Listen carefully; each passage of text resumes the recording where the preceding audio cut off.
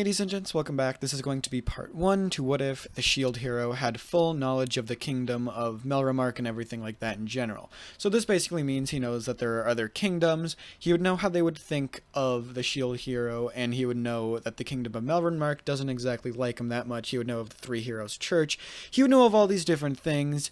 He would know who the princess was, who the queen and the king was, and so there's one of two ways that this could actually happen. One is that he had a clear-cut version of this game that he did a complete playthrough of, except he played as a different character. He probably would have not played as the shield hero. So when he gets summoned in as the shield hero, he knows that he's going to go through a lot of these bad things, basically.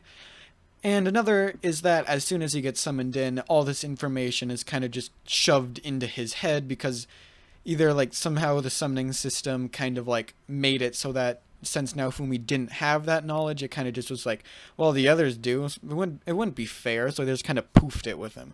So I'm going to go with that just because if he actually played the game, then that would make it easier. Then that would make it so he didn't just have knowledge of the world. He would know that other heroes from other worlds are also going to be summoned in, and I don't exactly want that to happen. I'm not saying he knows that those heroes are coming in to help them fend off the people or try to kill them basically to save their own worlds.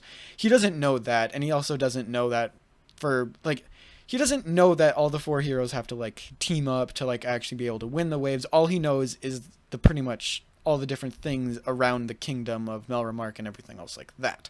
So this also means that we don't since I don't know, or people don't know in general what is going on in the other kingdoms. That's why I titled it Melromark, because we only really know about Melromark.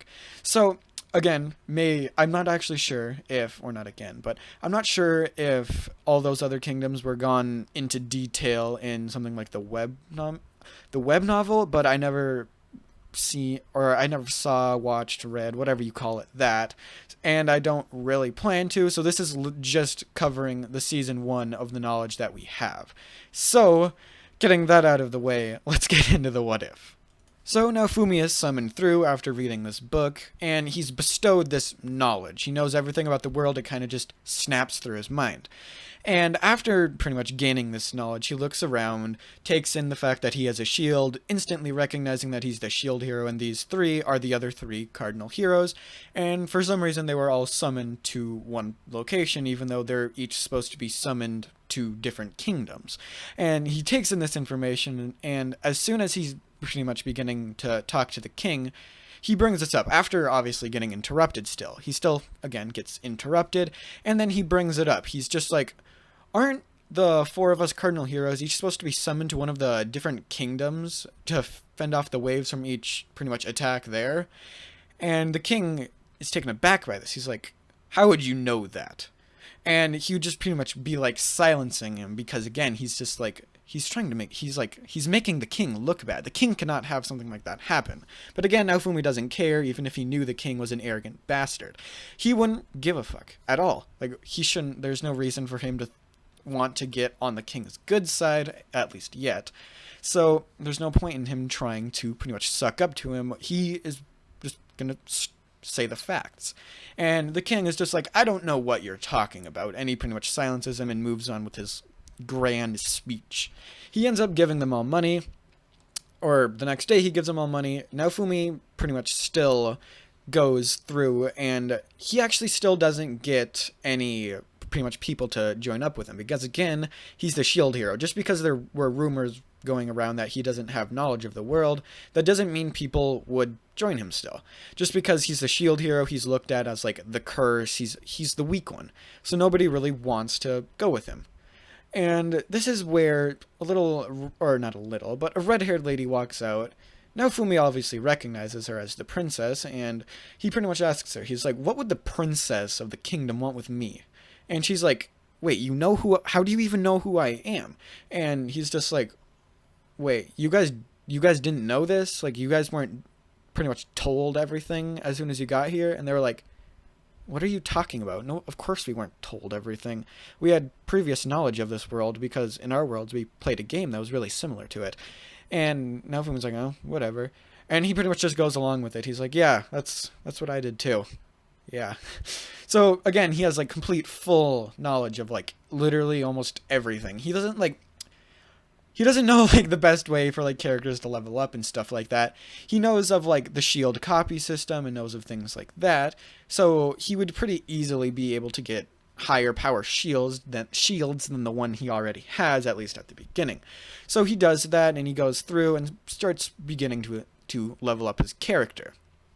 And another thing is Mine didn't actually end up joining Naofumi due to him like pretty much knowing that she is kind of like a little scumbag of a daughter, and that he probably honestly would have he wouldn't have even allowed her to join up with his group because he's smart like that. He's pretty smart. He's pretty smart, and if he had known that, or in the original, if he had known that all the different things that he knew after, he wouldn't have even allowed her to join him. So he goes solo. And this is obviously where he decides that he is going to have to level up before he tries to make his trek to one of the other kingdoms, because again, he knows that he has to go to a different kingdom in order to pretty much protect it and live out the little prophecy thing that they had going. So he doesn't really have to do any research. Again, he knows pretty much of the world in general, and he decides that he's going to go to the kingdom of Shieldfrieden. And I did a little bit of research on this, and I believe that's the kingdom where it's pretty much full of only like demi-humans, and they hate most humans. However, it would be the shield hero who would be going there, and he would be pretty much seen as like a hero, almost like a god in a way. So he would probably be planning on going to head to there, because that would make the most logical sense for him to go to. But he needs to do some other things first. Firstly, he has to go get some more shields, and he goes to the pretty much armorer and does so. He copies almost every shield in there, and then he decides he's going to leave.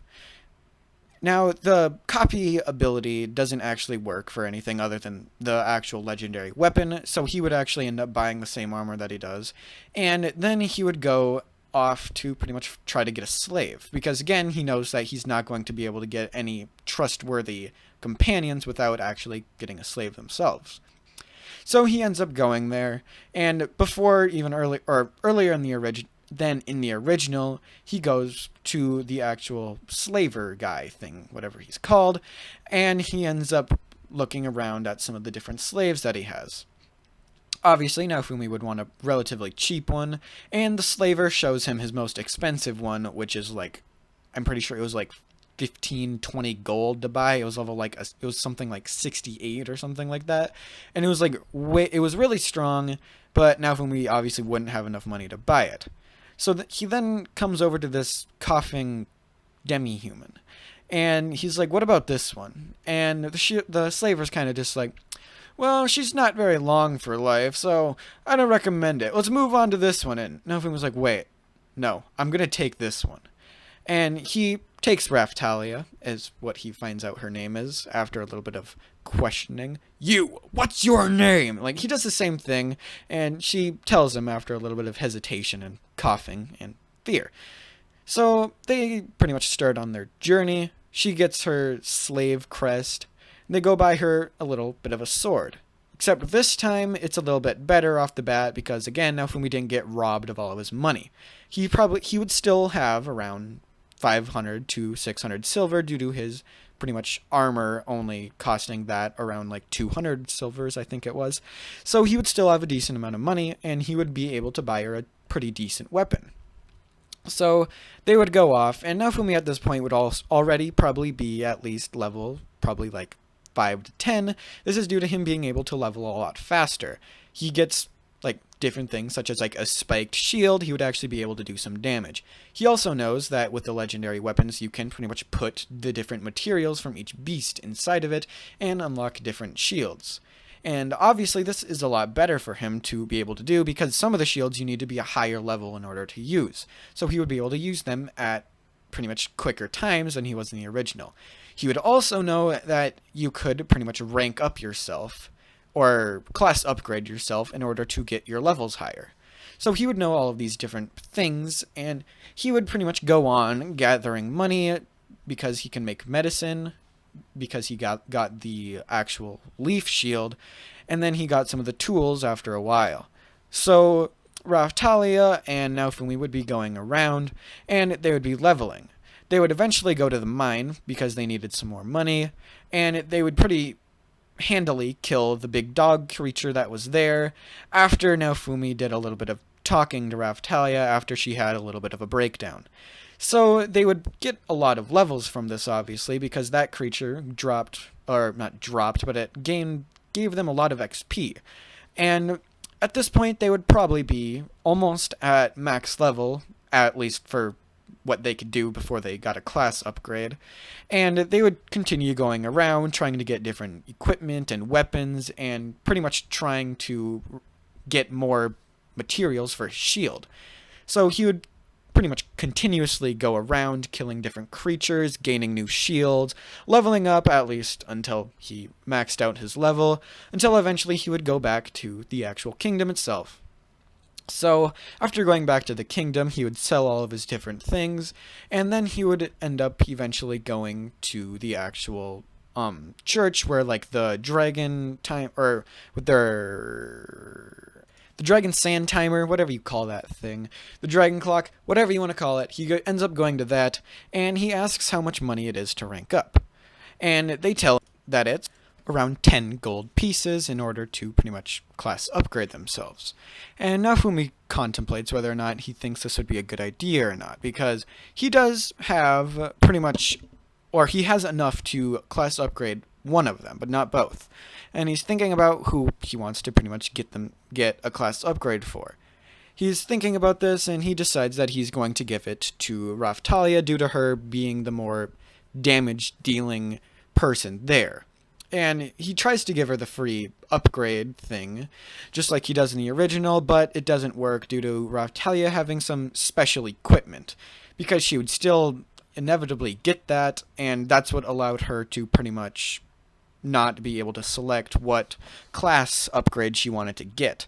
However, this also means that she gets a much bigger boost to her stats right off the bat, because how the class upgrade is actually supposed to work is that it would give a 50% increase to some of your stats, and it also allows you to get a higher level.